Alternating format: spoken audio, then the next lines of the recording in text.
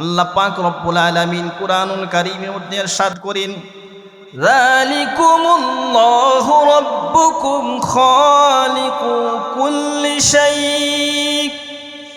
লা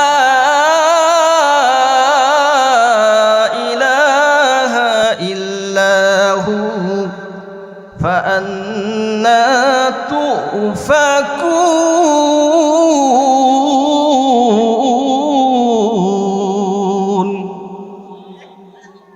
আরেকটু আওয়াজ করে বল আল্লাহু আকবার।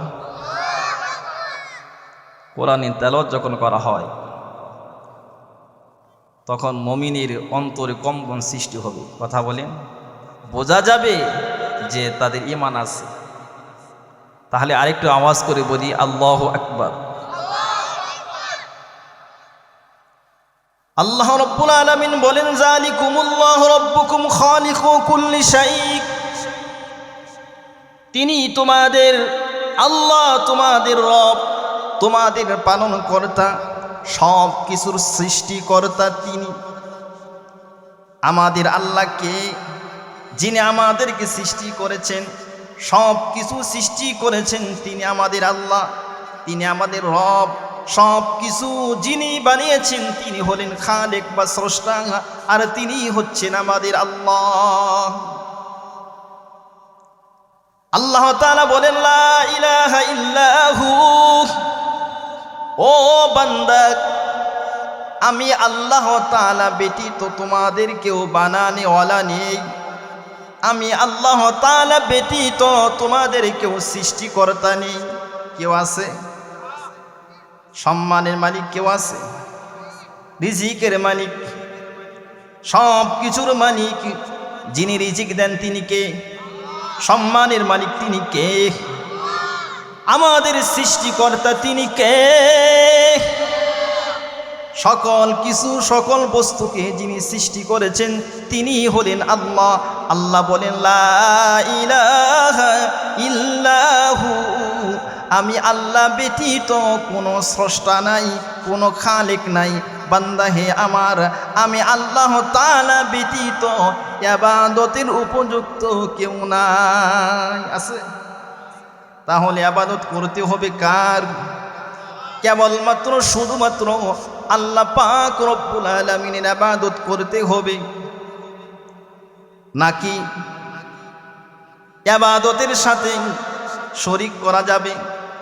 মাজারে গিয়ে কি সাজদা করা যাবে? কথা বলেন। কোন বুজুর্গের পায়ে কি সাজদা করা যাবে? পীরের পায়ে সাজদা করা যাবে?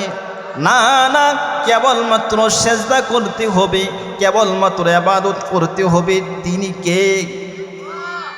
আল্লাহ বলেন, লা ইলাহা ইল্লাহু। আমি আল্লাহ ব্যতীত ইবাদতের উপযুক্ত কেউ নাই। ফাআন্না তুফাকুন। ও বান্দা, আমি আল্লাহকে বাদ দিয়ে তোমরা কোথায় বিভ্রান্ত হচ্ছ? ফাআইনা তাযহাবুন। ও বান্দা, আমি আল্লাহকে বাদ দিয়ে তোমরা কোথায় চলে যাচ্ছ? ও বান্দা, আমি আল্লাহকে বলে তোমরা কোথায় কোথায় রয়েছ? আমি আল্লাহর কথা কি তোমাদের স্মরণ হয় না? প্রিয় ভাইরা আমার, এই সব কিছু যিনি সৃষ্টি করলেন, এই সব কিছুই একাই পরিচালনা করেন। তিনি এই যে সব কিছু একাই পরিচালনা করলেন, তার পরিচালনার মধ্যে কোনো সংঘাত নাই। আছে? মারামারি আছে? আমাদের রাষ্ট্র যারা পরিচালনা করে তাদের ভিতরে সংঘাত আছে কিনা? মতবিরোধ আছে? আছে। আমাদের রাষ্ট্র যারা পরিচালনা করে মতবিরোধ আছে, কিন্তু আল্লাহ পাক রব্বুল আলামিন এই পৃথিবী পরিচালনা করেন, কত মতবিরোধ নাই, কোনো সংঘাত নাই। পৃথিবীর সূচনা কাল থেকে যেই বস্তুকে যেইভাবে সৃষ্টি করেছেন, সেই বস্তু সেইভাবেই পরিচালিত হচ্ছে। আর তিনি হচ্ছেন আমাদের মহান স্রষ্টা আল্লাহ, তিনি হচ্ছেন আমাদের রব আল্লাহ। তার কোনো কি নাই, শুরু নাই, শেষও নাই। লা ইবতিদাউ ওয়ালাল ইনতিহা। তার শুরু নাই শেষও নাই, তিনি অনাদি, তার কোনো অন্ত নেই, তার কোনো শুরু নেই। প্রিয় ভাইরা আমার, তিনি হচ্ছেন আমাদের আল্লাহ। তাকে দেখা যায় না, দেখা যায়, কথা বলেন, দেখা যায় না, ছোঁয়া যায় না, তবুও তিনি আছেন কিনা? তবুও তিনি আছেন, তিনি ছিলেন, তিনি আছেন, আর তিনি থাকবেন। আর সব কিছুই একদিন শেষ হয়ে যাবে, সব কিছুই একদিন ফানা হয়ে যাবে, ধ্বংস হয়ে যাবে। কেবলমাত্র শুধুমাত্র যিনি থাকবেন তিনি কে? অনেক ভাই বলে থাকেন, হুজুর এত ওয়াজ নসিহত হয়, এত দিনের আলোচনা হয়, তথাপিও মানুষের মধ্যে কেন আমল আসে না, কেন পরিবর্তন আসে না? এমন কথা বলে থাকেন কিনা আপনারা? যে এত ওয়াজ নসিহত হয়, দিনের অনেক আলোচনা হয়, তথাপিও মানুষের মধ্যে আমল আসে না কেন, পরিবর্তন আসে না কেন? আসলে মূল এর কারণ হচ্ছে আমরা আমলের নিয়তে দিনের আলোচনা শুনি না, বিদায় আমাদের মধ্যে পরিবর্তন আসে না, আমল আসে না। একটু আওয়াজ করে বলুন, ঠিক কিনা? যদি আমলের নিয়তে, নিজের জীবনকে পরিবর্তন করার নিয়তে, হেদায়েতের নিয়তে যদি ওয়াজ নসিহত দিনের আলোচনা শুনতাম, তাহলে আমাদের মধ্যে অবশ্যই পরিবর্তন আসত। প্রত্যেকটা কাজের জন্য একটা নিয়ত থাকা দরকার। ওয়াজ নসিহত শোনার জন্য একটা সহি নিয়ত থাকা দরকার। সেটা হচ্ছে, সহি নিয়তটা কি? আমলের নিয়তে শোনা। আমি যা শুনবো এবং আমি যা শিখব, এর উপর আমি আমল করব।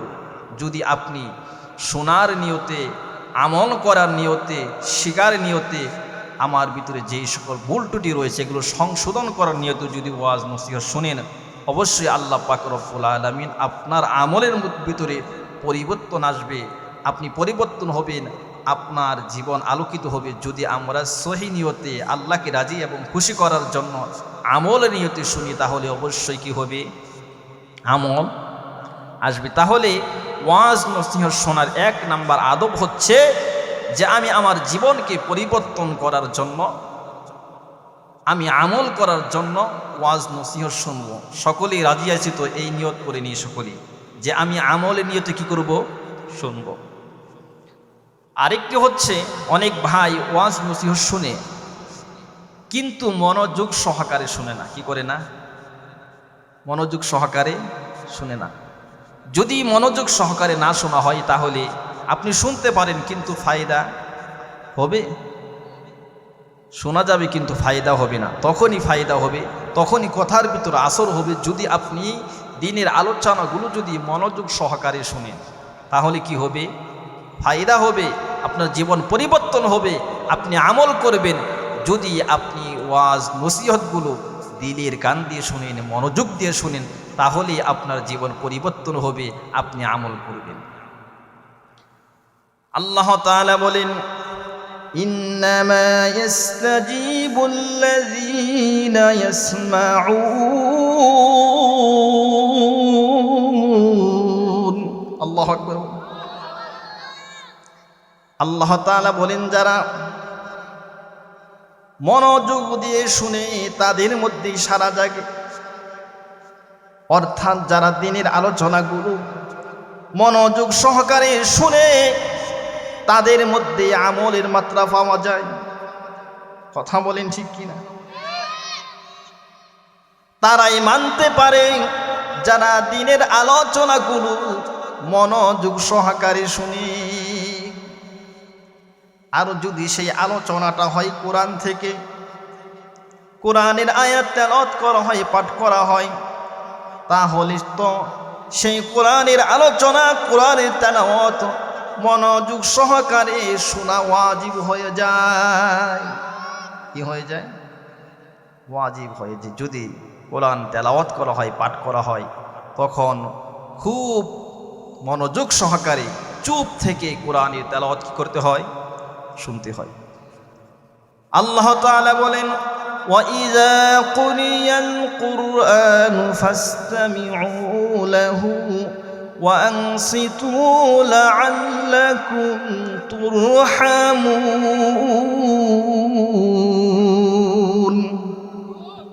একটু আওয়াজ করবেন আল্লাহু আকবার। আল্লাহ পাক রব্বুল আলামিন বলেন, যখন কোরআন পাঠ করা হয় তোমরা কি করো? মনোযোগ সহকারে শোনো এবং তোমরা কি থাকো? চুপ থাকো। আশা করা যায় আল্লাহ পাক রব্বুল আলামিন তোমাদের উপরে রহমত বর্ষণ করবে। তাহলে দিনের আলোচনা শোনার একটা বড় আদব হলো যে মনোযোগ সহকারে শোনা এবং চুপ থাকা। হ্যাঁ, কখনো যদি সুবহানাল্লাহ বলতে হয়, আলহামদুলিল্লাহ বলতে হয়, আল্লাহু আকবার বলতে হয়, যদি আমি কিছু আপনাদের জিজ্ঞাসা করি, প্রশ্ন উত্তর দিতে হয়, তাহলে বলবো। অন্যথায় মনোযোগ সহকারে চুপ হয়ে দিনের আলোচনা শোনার জন্য রাজি আছি তো ইনশাল্লাহ। আল্লাহ পাক কবুল করেন, সকলে বলে আমিন। প্রিয় ভাইরা আমার, এই যে সুন্দর পৃথিবী এবং এর চারিদিকে যা কিছু বিরাজমান, এই সব কিছুই মাখলুক কি? এগুলোকে সৃষ্টি করেছেন,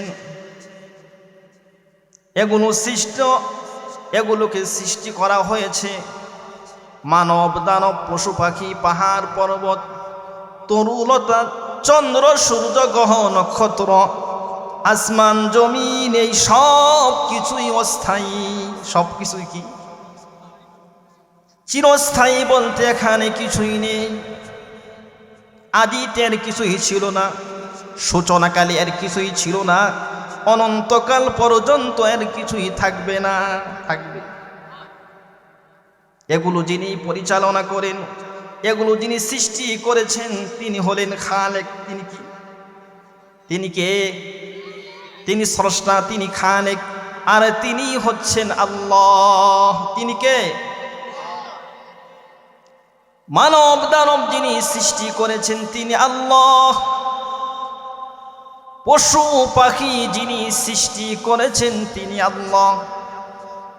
পাহাড় পর্বত তরুলতা চন্দ্র সূর্য গ্রহ নক্ষত্র আসমান জমিন যিনি সৃষ্টি করেছেন তিনি কে? আর একটু আওয়াজ করে বলি, তিনি কে? নদ নদী সাগর মহাসাগর যিনি সৃষ্টি করেছেন তিনি কে?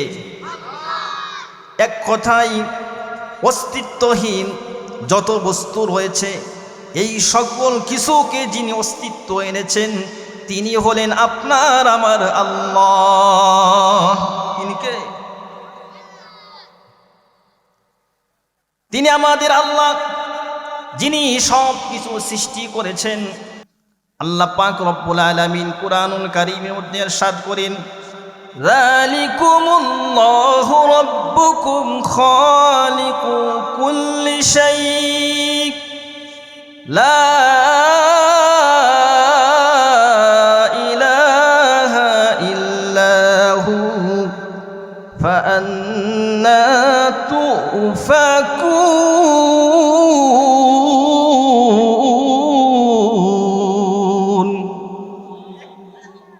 আরেকটু আওয়াজ করে বল আল্লাহু আকবার। কোরআন তেলাওয়াত যখন করা হয় তখন মুমিনের অন্তরে কম্পন সৃষ্টি হবে। কথা বলেন, বোঝা যাবে যে তাদের ঈমান আছে। তাহলে আরেকটু আওয়াজ করে বলি আল্লাহু আকবার। আল্লাহ রাব্বুল আলামিন বলেন, যালিকুমুল্লাহু রাব্বুকুম খালিকু কুল্লি শাইইন। তিনি তোমাদের আল্লাহ, তোমাদের রব, তোমাদের পালনকর্তা, সব কিছুর সৃষ্টিকর্তা তিনি। আমাদের আল্লাহকে, যিনি আমাদেরকে সৃষ্টি করেছেন, সব কিছু সৃষ্টি করেছেন, তিনি আমাদের আল্লাহ, তিনি আমাদের রব। সব কিছু যিনি বানিয়েছেন তিনি হলেন খালেক বা স্রষ্টা, আর তিনি হচ্ছেন আমাদের আল্লাহ। আল্লাহ তাআলা বলেন, লা ইলাহা ইল্লাহু। ও বান্দা, আমি আল্লাহ তাআলা ব্যতীত তোমাদের কেউ বানানেওয়ালা নেই। আমি আল্লাহ তাআলা ব্যতীত তোমাদের কেউ সৃষ্টিকর্তা নেই। কেউ আছে? সম্মানের মালিক কেউ আছে? রিজিকের মালিক, সব কিছুর মালিক, যিনি রিজিক দেন তিনি কে? সম্মানের মালিক তিনি কে? আমাদের সৃষ্টিকর্তা তিনি কে? সকল কিছু সকল বস্তুকে যিনি সৃষ্টি করেছেন তিনি হলেন আল্লাহ। আল্লাহ বলেন লা ইলাহা ইল্লাহু, আমি আল্লাহ ব্যতীত কোনো স্রষ্টা নাই, কোনো খালেক নাই। বান্দা হে আমার, আমি আল্লাহ তাআলা ব্যতীত ইবাদতের উপযুক্ত কেউ নাই। আছে? তাহলে ইবাদত করতে হবে কার? কেবলমাত্র শুধুমাত্র আল্লাহ পাক রব্বুল আলামিনের ইবাদত করতে হবে, নাকি ইবাদতের সাথে শরীক করা যাবে? মাজারে গিয়ে কি সাজদা করা যাবে? কথা বলেন। কোন বুজুর্গর পায়ে কি সাজদা করা যাবে? পীরের পায়ে সাজদা করা যাবে? না না, কেবলমাত্র সাজদা করতে হবে, কেবলমাত্র ইবাদত করতে হবে। তিনি কে? আল্লাহ বলেন লা ইলাহা ইল্লাহু, আমি আল্লাহ ব্যতীত ইবাদতের উপযুক্ত কেউ নাই।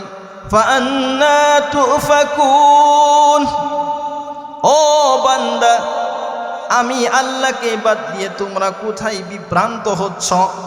ফাআইনা তাযহাবুন, ও বান্দা, আমি আল্লাহকে বাদ দিয়ে তোমরা কোথায় চলে যাচ্ছ?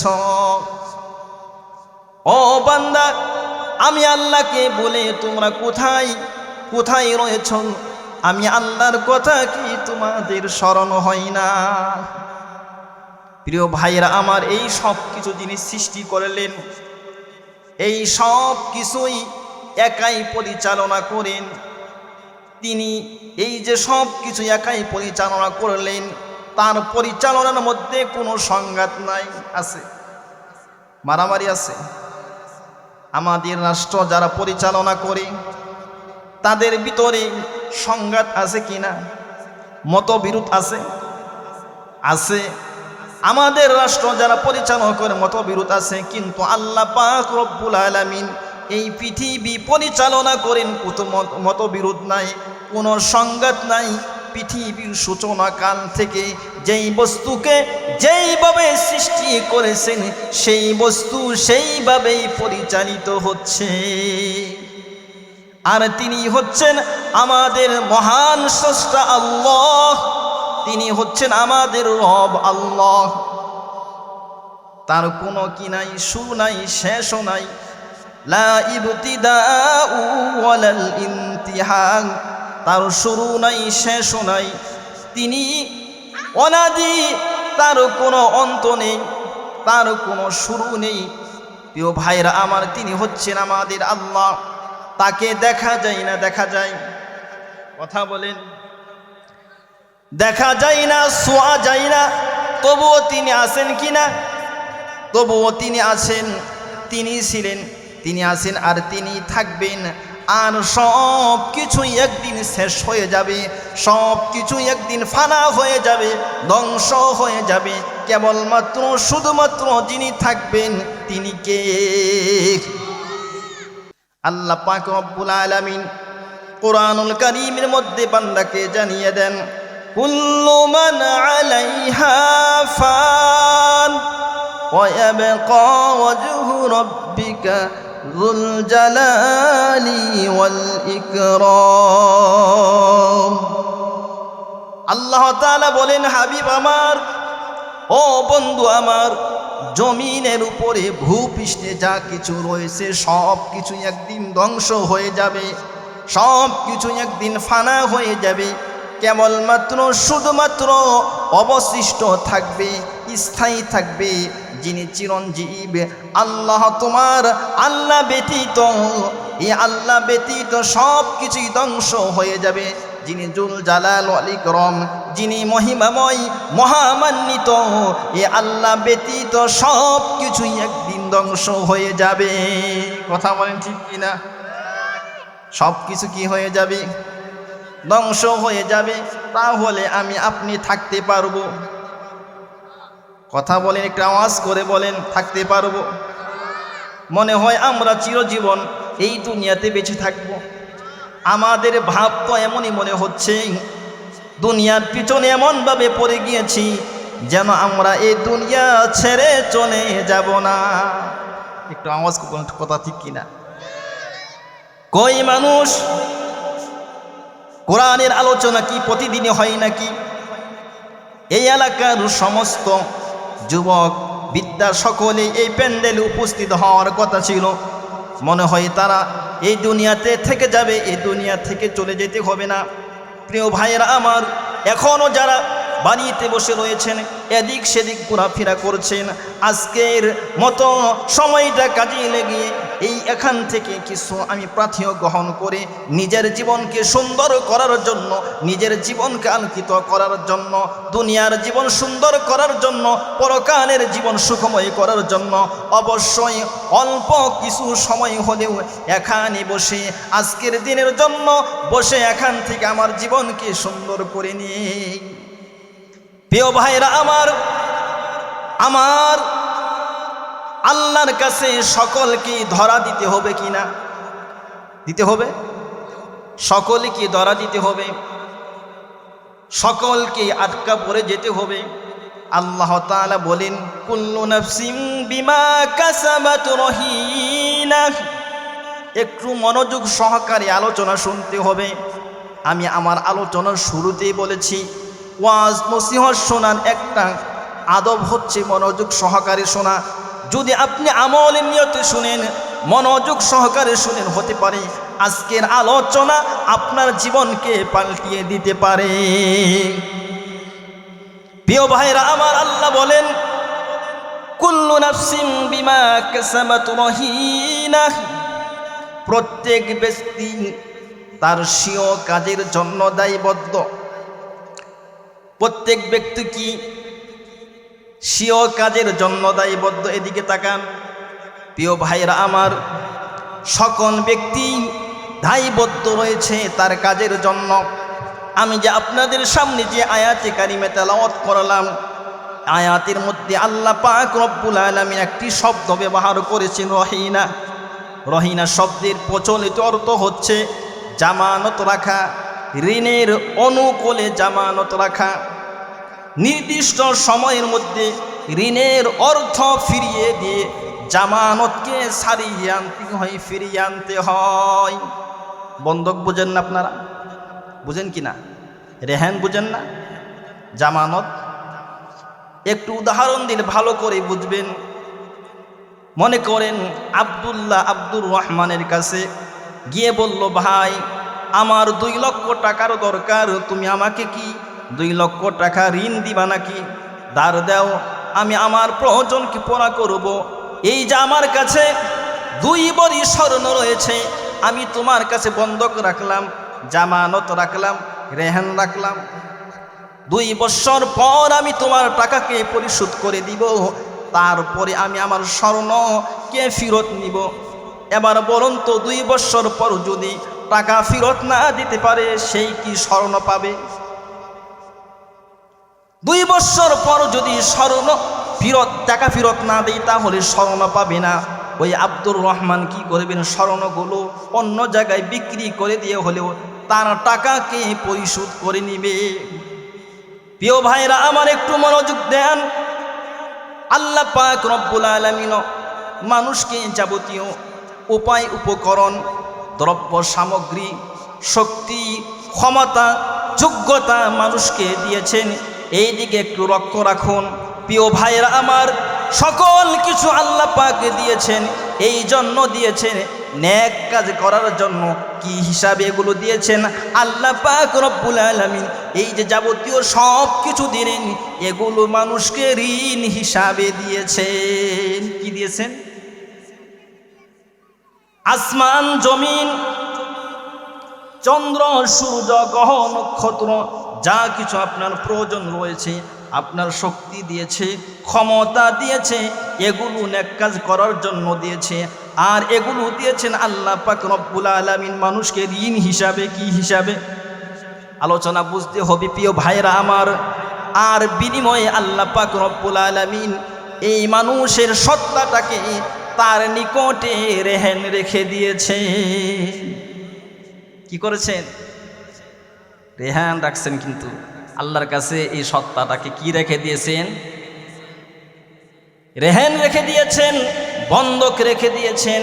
প্রিয় ভাইরা আমার, পরকালে আল্লাহ পাকের কাছ থেকে যদি এই মানব সত্তাকে ছাড়িয়ে আনতে হয়, তাহলে নেক কাজের দ্বারাই ছাড়িয়ে আনতে হবে, নতুবা আল্লাহ পাক রব্বুল আলামিন বাজেয়াপ্ত ঘোষণা করবেন। কি করবেন? প্রিয় ভাইরা আমার, আল্লাহ যে বললেন কুল্লু নাফসিন বিমা কাসাবাত রহিনা, এই আয়াতে আল্লাহ পাক রব্বুল আলামিন এই কথাই বুঝাইতে চান বান্দাকে, বান্দা তোমার মানব সত্তাটাকে, তোমার যে কৃতকর্মের ধাইয়া আবদ্ধ রয়েছে, এই সত্তাকে, আবদ্ধ সত্তাকে ছাড়িয়ে আনতে হলে কাল কিয়ামতের ময়দানে আমার কাছ থেকে, তাহলে নেক কাজ দ্বারাই ছাড়িয়ে আনতে হবে, নতুবা চিরকালের জন্য, চিরদিনের জন্য জাহান্নামের আগুনে, জাহান্নামের খোরাকে পরিণত হতে হবে। কি হতে হবে? যদি আপনি নেক কাজ না করেন, আল্লাহর হুকুম না মানেন, তাহলে কাল কিয়ামতের ময়দানে আপনাকে আটকায় দিবে। আল্লাহ পাক রব্বুল আলামিন বলবেন, বান্দা আমার হুকুম মানো নাই, আমার কথা মতো চলো নাই, যা যা বান্দা, তোকে আজকে গ্রেফতার করে দিলাম, তোর ঠিকানা হলো জাহান্নাম। প্রিয় ভাইরা আমার, তবে তারা ব্যতীত যারা নেক কাজ করবে, যারা ডানপন্থী হবে, যারা নেককার হবে, যারা আসহাবুল ইয়ামিন হবে, তারা মুক্তি পেয়ে যাবে, তারা আটকা পড়বে না। তারা কে? যারা নেককার, যারা আসহাবুল ইয়ামিন। আল্লাহ তাআলা বলেন ইল্লা আসহাবাল ইয়ামিন। আল্লাহ তাআলা বলেন আসহাবুল ইয়ামিন ব্যতীত, ডানপন্থী লোকেরা ব্যতীত, কেননা তারা তো নিজেরা নেক কাজ করে ইহান বন্দি দশা থেকে আল্লাহ রহমত পেয়ে তারা জাহান্নাম থেকে মুক্তি পেয়ে যাবে। সুবহানাল্লাহ বলেন। আর যারা আল্লাহর হুকুম মানবে না, নিজের জীবনকে নিজের খাইশাত মত চালাবে, তারা কাল কিয়ামতের ময়দানে নিজের কৃতকর্মের জন্য তারা আল্লাহ তাআলার কাছে আটকা পড়ে যাবে। আর যারা নেক কাজ করবে তারা হবে আসহাবুল ইয়ামিন। তাদের ঠিকানা কোথায় হবে? আল্লাহ তাআলা বলেন ফি জান্নাত। তাদের ঠিকানা কোথায়? জান্নাতের ভিতরে তাদের স্থান হবে। প্রিয় ভাইরা আমার, এবার যখন তারা জান্নাতের মধ্যে অবস্থান করবে, অবস্থান করার পরে যারা জাহান্নামী হবে, ওই জাহান্নামীদেরকে লক্ষ্য করে তারা একটা প্রশ্ন করবে। আল্লাহ তাআলা বলেন ফি জান্নাতি ইয়াতাসাআলুনা আনিল মুজরিমিন মা সালাকাকুম ফি সাকর। আল্লাহ তাআলা বলেন জান্নাতীরা যখন জান্নাতের ভিতরে স্থান লাভ করবে, তখন তারা জাহান্নামীদেরকে ডেকে ডেকে বলবে, হে জাহান্নামীর দলেরা, তোরা কি কারণে, কোন অপরাধের কারণে তোদেরকে জাহান্নামে আসতে হয়েছে? কি প্রশ্ন করবে? কোন অপরাধ করেছিলা তোমরা? কি গুনাহ করেছিলা? কোন অপরাধের কারণে তোমাদেরকে জাহান্নামে আসতে হয়েছে? প্রিয় ভাইরা আমার, ইয়াতাসাআলুনা আনিল মুজরিমিন, এই আয়াতের তাফসীর ইবনে কাসির রাহমাতুল্লাহি আলাইহি তার তাফসীরের কিতাবে লিখেছেন যে জান্নাতীরা যখন জান্নাতের ভিতরে স্থান লাভ করবে, তখন গায়েব থেকে একটা আওয়াজ আসবে। গায়েব থেকে আওয়াজটা হলো ইয়া আহলাল জান্নাতি খুলুদুন বিলা মাউত ওয়া ইয়া আহলান নারি খুলুদুন বিলা মাউত। এই আওয়াজ যখন জান্নাতীরা শুনতে পাবে, তখন জান্নাতীরা একে অপরকে প্রশ্ন করবে, পরস্পর একে অপরকে জিজ্ঞাসা করবে। আহলুন নার বলে দুজকবাসী বলে কাদেরকে আখ্যা দেওয়া হয়েছে, তারা কোথায়, তারা কে? কি প্রশ্ন করবে? এই আওয়াজ যখন শুনবে যে আহলুন নার, দুজকবাসী বলে কাদেরকে আখ্যা দেওয়া হয়েছে, তখন গায়েব থেকে একটা আওয়াজ আসবে। তারপরে ওই জান্নাতি এবং জাহান্নামীদের মাঝখানে যে পর্দা ছিল, ওই পর্দাটা সরে যাবে। সুবহানাল্লাহ বলেন। এবার জান্নাতীরা জাহান্নামীদেরকে দেখে দেখে তাদেরকে লক্ষ্য করে বলবে, মা সালাকাকুম ফি সাকর, হে জাহান্নামীর দলেরা, কি অপরাধের কারণে তোমাদেরকে সাকর জাহান্নামে আসতে হয়েছে? কোন জাহান্নাম? সাকর জাহান্নাম। সাকর জাহান্নামে তোমরা কি কারণে আসলে? প্রিয় ভাইরা আমার, সাকর জাহান্নাম কত বড় ভয়ঙ্কর জাহান্নাম জানেননি? এই সাকর জাহান্নামের ভয়ঙ্কর সম্পর্কে আল্লাহ পাক রব্বুল আলামিন তার প্যারা হাবিব মুহাম্মদুর রাসূলুল্লাহ সাল্লাল্লাহু আলাইহি ওয়াসাল্লামকে প্রশ্ন করেন, ওয়ামা আদরাকা মা সাকর। আল্লাহ তাআলা তার বন্ধুকে বলেন, হাবিব আমার, আপনি কি জানেন সাকার কত বড় ভয়ঙ্কর জাহান্নাম? এই প্রশ্ন করার কারণ কি? নবীজিকে প্রশ্ন করলেন, বন্ধু, সাকর কত বড় ভয়ঙ্কর জাহান্নাম আপনি কি জানেন? এই প্রশ্ন করার কারণ কি? এই প্রশ্ন করার কারণ হচ্ছে আল্লাহ তাআলা বোঝাইতে চাইলেন, হাবিব আমার, আপনি যত মানুষ হয়েছে সব মানুষের চাইতে আপনার জ্ঞান বেশি, মেধা বেশি, আপনি বুদ্ধিমান। এত জ্ঞানী হওয়া সত্ত্বেও আপনার জানা নাই সাকার কত বড় ভয়ঙ্কর জাহান্নাম। যে সাকার এত বড় ভয়ঙ্কর জাহান্নাম, আপনি এত বড় জ্ঞানী হওয়া সত্ত্বেও আপনার কি নাই? জানা নাই। আল্লাহ তাআলা নিজেই জানিয়ে দিলেন, ওয়ামা আদরাকা মা সাকর লা তুবকি ওয়া লা তাযার লাওয়াহাতুন লিল বাশার আলাইহা 19। আল্লাহ তাআলা বলেন, সাকর এত ভয়ঙ্কর জাহান্নাম, ওই জাহান্নামের ভিতরে যাকে প্রবেশ করানো হবে, ওই সাকর জাহান্নাম তাকে এমনভাবে পুড়বে, তার রক্ত মাংস হাড়গুলো পুড়ে পুড়ে ছাই করে দিবে, কিন্তু ছাড়বে না। কি করবে না? আবার অবশিষ্ট রাখবে না, আবার ছেড়েও দিবে না। লা তুবকি ওয়া লা তাযার, সে অবশিষ্ট রাখবে না, আবার ছেড়েও দিবে না।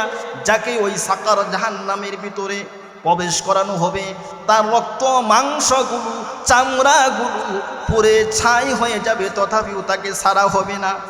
আবার সেই ছাই হয়ে যাওয়ার পরে আবার প্রকৃত মানুষ হয়ে যাবে, আবার সাকার জাহান্নাম তাকে পোড়াবে। এইভাবে পুড়তেই থাকবে, পুড়তেই থাকবে। এই হলো সাকার জাহান্নাম। এবার জান্নাতীরা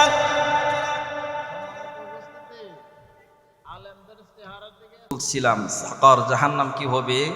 একটু আওয়াজ করুন, কি হবে? খুব ভয়ঙ্কর হবে। যাকেই এই সাকার জাহান্নাম নিক্ষেপ করা হবে, তাকে কি করবে? জ্বালিয়ে পুড়িয়ে ছাই করে দিবে। ছাই করে দেওয়ার পরেও কি করবে না? ছাড়বে না, ছেড়ে দিবে না।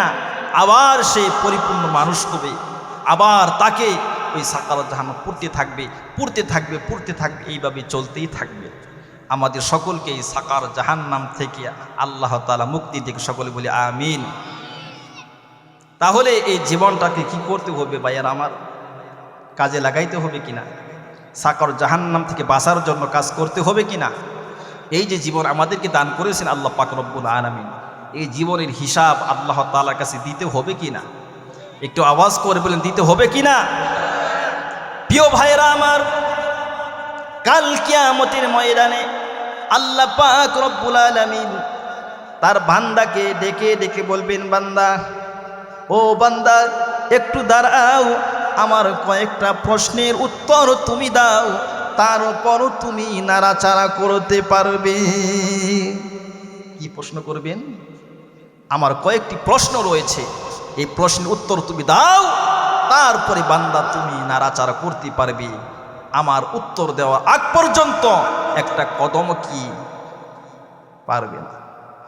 প্রিয় ভাইরা আমার, আল্লাহ বলবেন, বান্দা, আমার প্রথম প্রশ্ন হলো, আমি তোমাকে একটা জীবন দান করেছিলাম, এই জীবন তুমি কিভাবে অতিবাহিত করেছ, এই জীবনের হিসাব বান্দা তুমি দিয়ে যাও।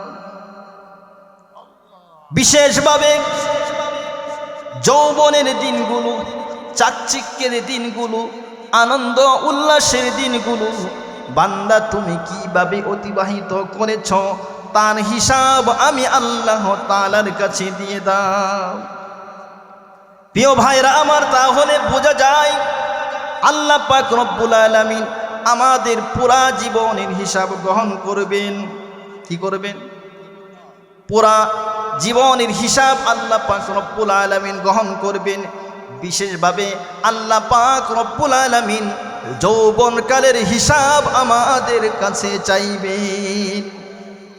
এই জন্য প্রিয় ভাইরা আমার, যৌবনকে পবিত্র রাখার জন্য আল্লাহ পাক রব্বুল আলামিন বারবার সতর্ক করেছেন। আল্লাহ তাআলা বলেন, লা তাকরাবুজ জিনা ইন্নাহু কানা ফাহিশাতাও ওয়া সাআ সাবিলা। আল্লাহ তাআলা বলেন, লা তাকরাবুজ জিনা। ও বান্দা, ও যুবক ভাইরা আমার, একটু মনোযোগ সহকারে শুনতে হবে। আল্লাহ বললেন, লা তাকরাবুজ জিনা, ব্যভিচারের নিকটেও যেও না, অবৈধ যৌনাচারের কাছেও যেও না। আল্লাহ এই কথা বলেননি, ও যুবক, ও বান্দা, তোমরা অবৈধ যৌনাচার করো না, ব্যভিচার করো না। আল্লাহ তাআলা এই কথা বলেছেন, বরঞ্চ যে অবৈধ যৌনাচার ব্যভিচার তো দূরের কথা, তার নিকটেও যেও না। কি বললেন?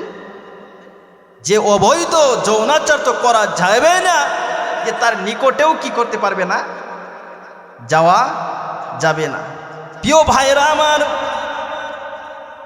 আমাদের সমাজের ভিতরে যৌনাচারের যে কারণগুলো রয়েছে, ব্যভিচারের কারণগুলো রয়েছে, তার মধ্য থেকে একটা হলো একজন ছেলে আরেকজন মেয়ের সাথে দেখা সাক্ষাৎ, কথাবার্তা বলে। এগুলো যাদের অপরিচিত ছেলে মেয়ে, তাদের সাথে দেখা করাটাও এটা হয়ে যাবে জেনা ব্যভিচারের কারণ। কথা বলে। প্রিয় ভাইরা আমার, এই যে আমাদের সমাজের ভিতরে বিবাহ শাদী আছে কিনা, সেখানে গান বাজনা হয় কিনা, নাচ হয় কিনা, ডেক্স বাজে কিনা, যুবতী এবং যুবক নাচে কিনা? কথা বলেন।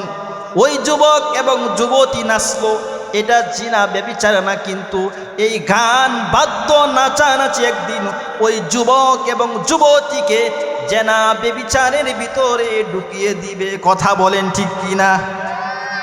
তাহলে এগুলো বন্ধ করতে হবে কিনা? প্রিয় ভাইরা আমার, সময় সংক্ষিপ্ত, অল্প কিছু সময় আপনাদের সাথে কথা বলবো। প্রিয় ভাইরা আমার, আল্লাহ পাক রব্বুল আলামিন যুবক বান্দাকে বলবেন, বান্দা তোমার যৌবনকালীন হিসাবটা আমার কাছে দাও। ও বান্দা, ব্যভিচারের নিকটেও যেও না, তুমি এমন কোনো কাজ করবে না যেই কাজ তোমাকে ব্যভিচারের দিকে নিয়ে যায়। এমন কাজ করা যাবে? গান বাজনা নাচানাচি করা যাবে? এগুলো জেনা এবং ব্যভিচারের দিকে নিয়ে যায়। আল্লাহর হাবিব তার সুন্নাতে তাকিদ দিয়েছেন, যেই প্যান্ডেল করবেন আল্লাহ পাক রব্বুল আলামিন ভিআইপিদের জন্য, নবী এবং রাসূলদের জন্য, এরকম ভিআইপি প্যান্ডেলে একদল যুবককে আল্লাহ ডাক দিবেন। তাদের কোনো কোয়ালিফিকেশন নেই, তাদের কোনো যোগ্যতা নেই, কিন্তু তাদের একটা বড় যোগ্যতা রয়েছে। সেই যোগ্যতা হলো ওই যুবক তার যৌবনকালটাকে দাগ মুক্ত রেখেছে, হেফাজত রেখেছে। আল্লাহ পাক রব্বুল আলামিন কাল কিয়ামতের ময়দানে ওই যুবককে ডাক দিবেন, যুবক তুমি এসে যাও, ওই নবীদের পেন্ডেলে, ওই শহীদদের পেন্ডেলে তোমার স্থান। সুবহানাল্লাহ বলেন।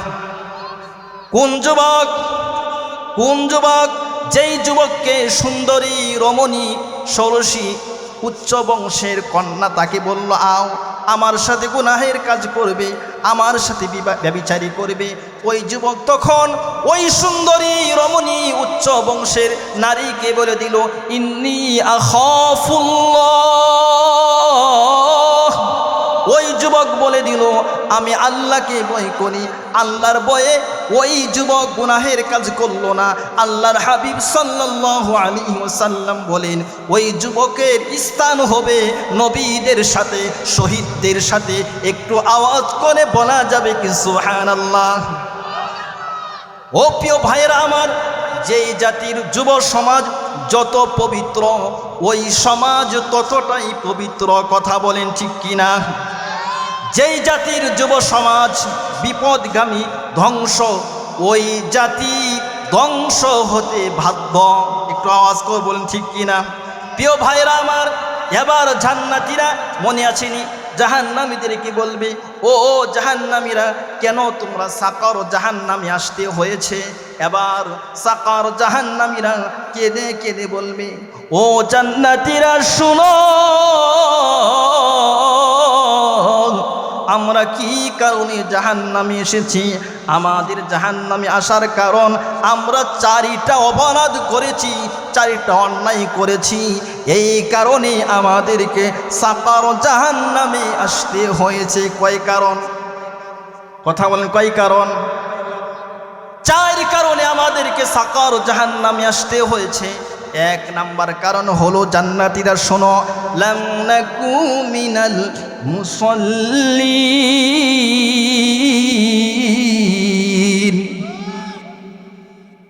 জাহান্নামীরা কেঁদে কেঁদে বলবে আল্লাহ, তারা বলবে ও জান্নাতীরা শোনো শোনো, আমরা যে জাহান্নামে এসেছি তার মধ্যে প্রথম কারণ হলো, প্রথম অন্যায় হলো আমরা দুনিয়াতে মুসল্লি ছিলাম না। কি ছিলাম না? নামাজি ছিলাম না, বেনামাজি ছিলাম। দোকান পাশে বসে চায়ের গল্পতে মেতে থাকতাম, আজান কানে আসতো কিন্তু নামাজে যাইতাম না, নামাজ ছেড়ে দিয়েছিলাম। এই কারণে আজকে আমাদেরকে জাহান্নামে আসতে হয়েছে। 1 নাম্বার অপরাধ কি? কথা বলেন। মুসল্লি না হওয়ার কারণ 1 নাম্বার হল বেনামাজি যেই ব্যক্তি হবে তার ঠিকানা হবে সাকার জাহান্নাম। তাকবীর থাক, তাকবীর সবাই তাকবীর লাগবো। আল্লাহু আকবার বলি। হুজুর ভয় রাখে তাকবীর দেওয়া চলবো নাকি? আমি তাকবীর দিই, সবাই বলে আল্লাহু আকবার। আমার প্রিয় ভাই মুফতি নিয়ামতুল্লাহ হাবিবি সাহেব আপনাদের সামনে উপস্থিত হয়ে গেছে।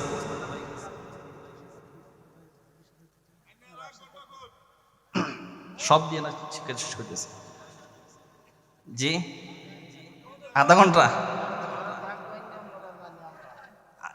আমার চাইতে বড় বড় আলোচক আছে, ইনশাল্লাহ শুনবেন। তাহলে 1 নাম্বার কারণটা কি? হুজুরকে বসতে দেন, বসছে। 1 নাম্বার কারণ কি ভাই? মুসল্লি। মুসল্লি হবেন তো, মুসল্লি না হলে কোথায় যেতে হবে? সাকার জাহান্নাম। সাকুন জাহান্নাম, সাকার জাহান্নাম কিরকম ভয়ঙ্কর হবে শুনছেন তো নাকি? প্রিয় ভাইরা আমার, আমরা শান্তি পেতে চাই কিনা? শান্তি পেতে চাই কিনা? সকলেই চাই। তাহলে শান্তির জন্য একটা কাজ আপনাকে করতে হবে। গভীর ধ্যানে এক মনে এক খেলে আল্লাহ তাআলার কাছে গিয়ে, আল্লাহ তাআলার দরবারে গিয়ে 5 ওয়াক্ত নামাজ যদি পড়তে পারেন, তাহলে আল্লাহ পাক রব্বুল আলামিন আপনার ব্যক্তিগত জীবনে, আপনার পারিবারিক জীবনে, আপনার রাষ্ট্রীয় জীবনে শান্তি এনে দিবে যদি আপনি নামাজকে কায়েম করতে পারেন। কথা বলেন। তাহলে শান্তির জন্য একটা কাজ কি করতে হবে? নামাজ পড়তে হবে। আল্লাহ তাআলা বলেন ক্বাদ আফলাহাল মুমিনুন আল্লাযীনা হুম ফি সালাতিহিম খাশিউন। বান্দা যদি খুজুর সহিত নামাজ আদায় করতে পারো তাহলে তোমরা কি হবে? সফল কাম হবে। প্রিয় ভাইরা আমার, অনেক আলোচনা, 4টা কথা বলার ছিল, অগোছালো সংক্ষিপ্ত সময় দিলাম আপনাদেরকে। দোয়া করবেন যেন দিনের ময়দানে দিনের কথাগুলো মানুষের কাছে ইখলাসের নিয়তে, বলছি না সব কিছুর একটা সহি নিয়ত থাকা দরকার। আল্লাহ পাক যেন বক্তা এবং শ্রোতাকে সকলকেই লিল্লাহি আল্লাহ তাআলার জন্য আমল করার জন্য বলা এবং শোনার জন্য তৌফিক দান করুন। আমার কথার ভিতরে যদি কোনো ভুল ত্রুটি হয়ে থাকে তাহলে সেগুলোকে ভুল ত্রুটিকে মার্জনা করে দেখবেন।